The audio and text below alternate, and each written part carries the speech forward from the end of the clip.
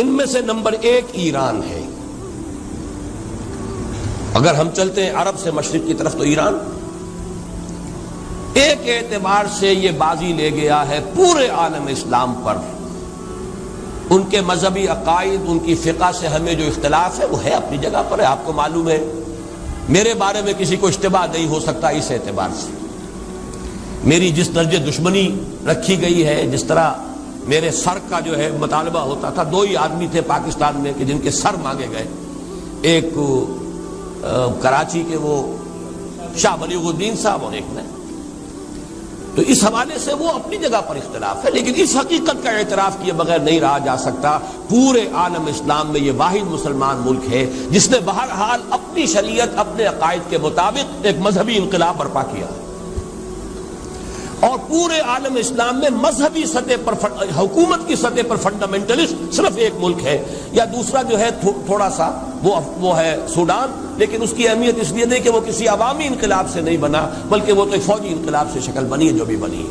اللہ کرے اس میں استقامت ہو، اس سے یقینی کوئی نتیجہ برآمد ہو جائے. خبریں بھی اچھی آ رہی ہیں، لیکن میں تو دنیا کا جو پرسپیکٹو ہے اس کے حوالے سے عرض کر رہا ہوں کہ اس پہلو سے ایران ان کا ٹارگٹ ہے، ٹارگٹ نمبر 1 ایک خاص اعتبار سے.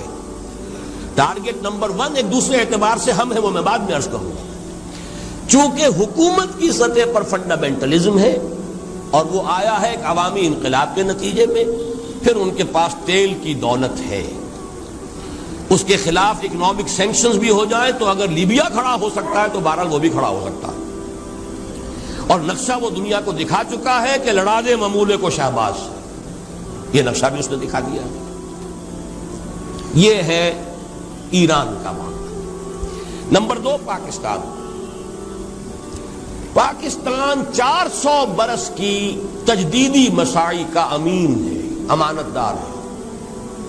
پورے ہندوستان میں مجدد الفسانی رحمت اللہ علیہ، شاہ ولی اللہ دہلوی رحمت اللہ علیہ، سید احمد بریلوی رحمت اللہ علیہ اور ان کا جہاد، پھر اس 20ویں صدی عیسوی میں یا 14ویں صدی ہجری میں علامہ اقبال جیسا مفکر، مولانا مودودی جیسا مصنف، مولانا الیاس جیسا مبلغ، شیخ الہند جیسا مجاہد حریت.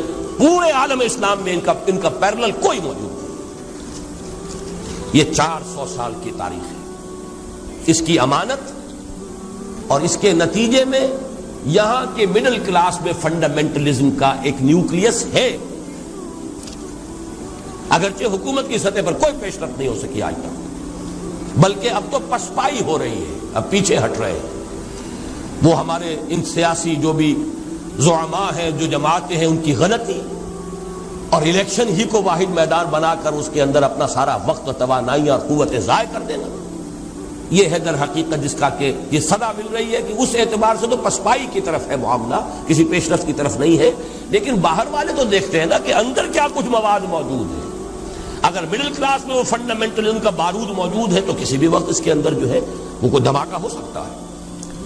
دوسری بات جو ان کے لیے ایک اعتبار سے ٹارگٹ نمبر 1 ہمیں بنا رہی ہے وہ ہمارا ایٹمک نو ہاؤ ہے. پورے عالم اسلام میں اور کسی کے پاس نہیں. اسلامی بم اگر بنے گا تو یہی بنے گا. یہ ہے مختلف اسباب جس کے بنا پر ایران اور پاکستان کو آپ بریکٹ کر لیجئے. یہ اس نیو ورلڈ آرڈر یا آج کی میری گفتگو کے حوالے سے یہودی اور عیسائی گٹھ جوڑ کا جو ٹارگٹ نمبر 1 ہے، ایک اعتبار سے ایران ہے، ایک اعتبار سے پاکستان.